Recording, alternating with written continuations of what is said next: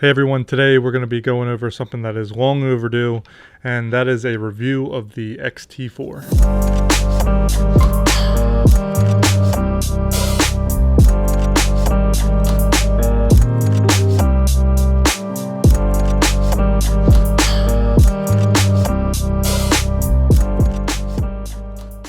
First of all, thank you to Fuji for sending me this loaner camera. I've been picking up this camera every day to get some practice with it and really get to understand it.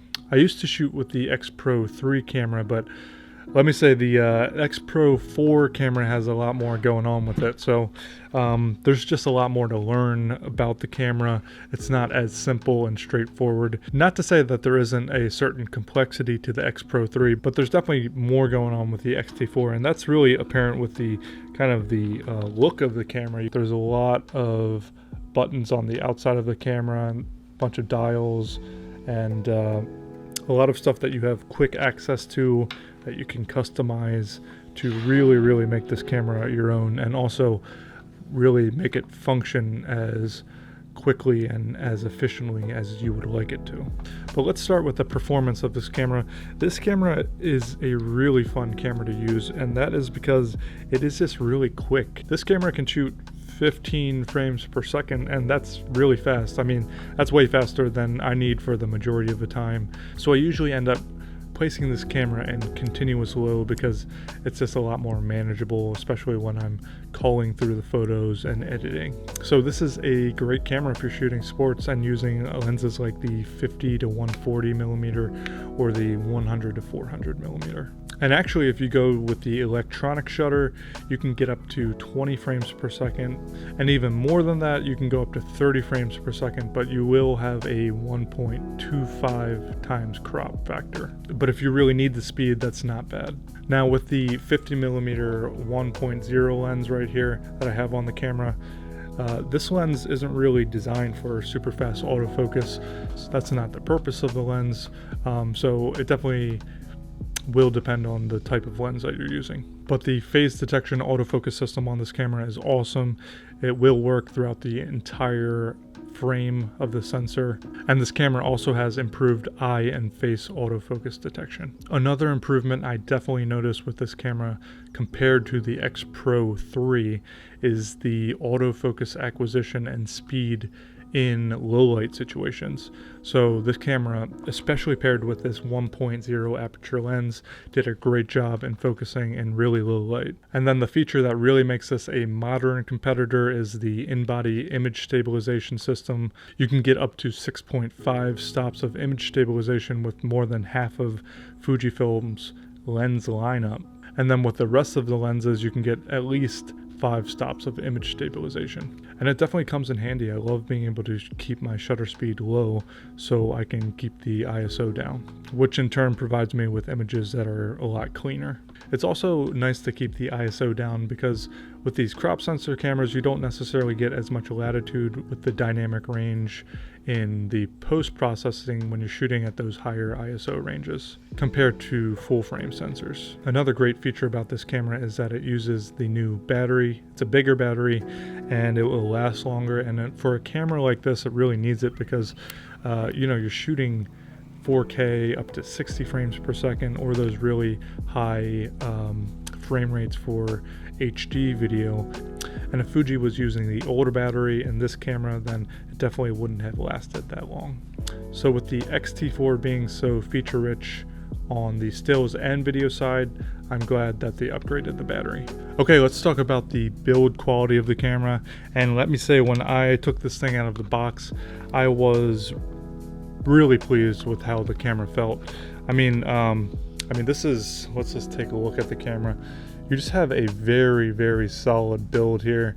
The grip definitely feels big enough where it is going to be comfortable if you're shooting weddings and you have to hold this camera for 8+ hours. All of the dials feel really nice and solid. They have these locks right here in the middle of each dial so you don't have any accidental setting changes when you don't want to. The mechanical shutter sounds really nice and quiet.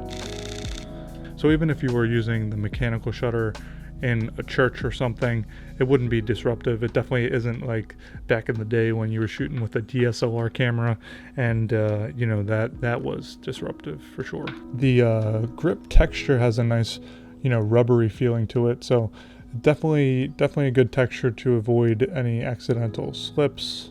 For the majority of the time, I'm usually not using a hand strap or a neck strap with my cameras, so I rely on a good grip to keep my camera safe. I like how you can hide the screen to give it that X Pro 3 feel, but this is one of those screens that you can you know, shoot landscape like this, or if you're shooting portrait work at a low angle, you can use a camera like this. You can turn around if you're vlogging and hold the camera like this. So, you know, this would be a great vlogging camera because the body itself is really light. I haven't used this camera out in the rain or snow because this is a loaner camera, but I'd be willing to bet that this would last if you did use it in some pretty heavy rain or snow. There is weather sealing in this camera, and just judging off the feel of the camera and how solid it is, I would be willing to bet that weather sealing is really great. And then in terms of the LCD screen and the EVF, I really couldn't ask for more in terms of the quality and the refresh rate. They both do a great job in giving me a clear and accurate picture of, you know, the frame, and also they allow me to see if the focus was accurate.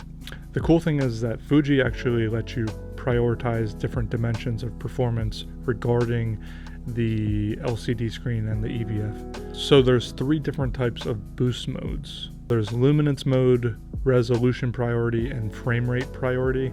With the luminance mode, your subject is enhanced if you're shooting in any low light situations. With the resolution priority, it's going to show you more detail on the screens. So if you're shooting anything like macro photography or product photography, and you need to make sure you have accurate focus and that you're getting a accurate and detailed representation of your subject, then set it to resolution priority. And then finally, there's frame rate priority, which is going to help you if you're shooting moving subjects.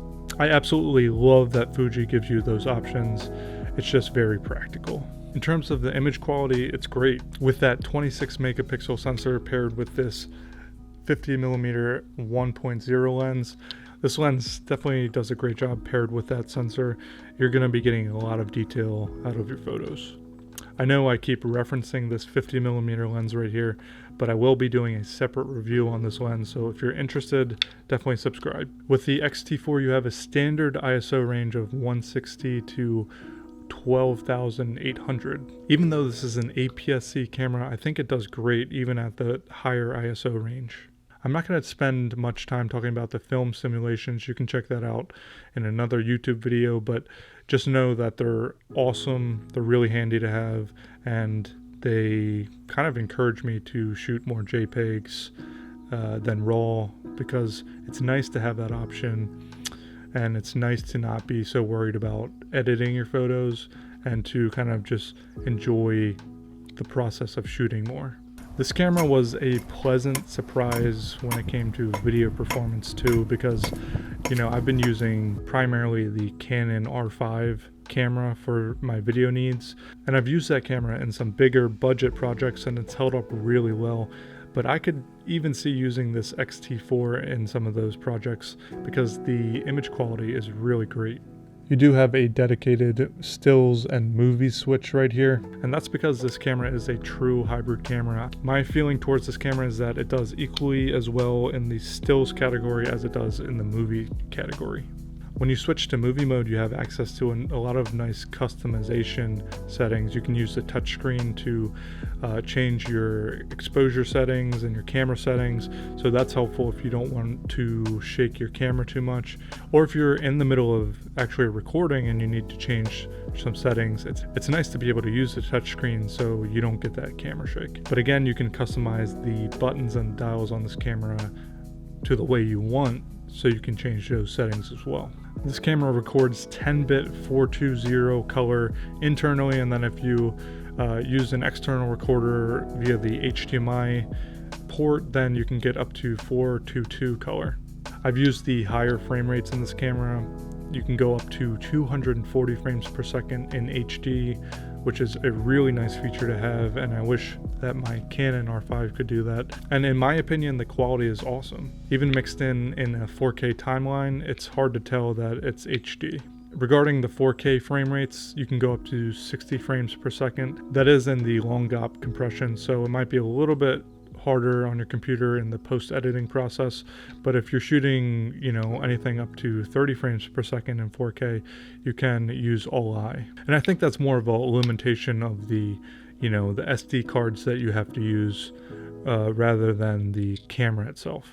I did test out the image stabilization with the camera handheld when shooting video, and it's awesome. Even though this has built-in in-body image stabilization, you can pair that with digital image stabilization, and there's also a image stabilization boost mode that you can use as well. So you have a lot of different features that will help you get really stable footage. And that really makes this camera ideal for run and gun video where you might not have the time to set up a tripod or, you know, set up a gimbal in the middle of a project. I could definitely see that being ideal for wedding videographers. A nice addition to this camera is also the F-Log View Assist, so when you're shooting F-Log, you can get an idea of what your footage is going to look like after it's corrected. And then last but not least, this camera has backup recording, which is really great. Alright, so to close this video, I kind of just want to give you my personal thoughts on the X-T4, but something that comes to mind is that a lot of people really struggle with the X Pro versus the XT series cameras and which one would be the best fit for them. Here's what I would say. If you are in the market to be using a Fujifilm camera and the Fujifilm system as your primary system, you know, it's going to be your workhorse, you're going to be making money from it, I would definitely go with the X-T4 because it's a camera that you can kind of like grow into. So even if you're not shooting video, if you want to down the line at some point, you can use this camera. It's really, really capable. And with the photo features, you know, the feature set is even better than the X Pro 3.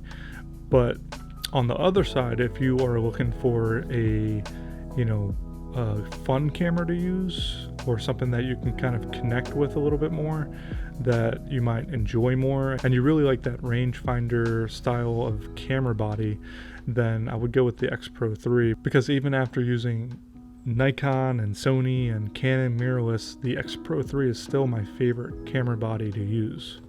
But it's weird because in terms of functionality, it's nowhere near as good as the X-T4, and that's just the honest truth. That's also my opinion, and it's subjective, and if you feel different, leave a comment below. I'd love to see what you think.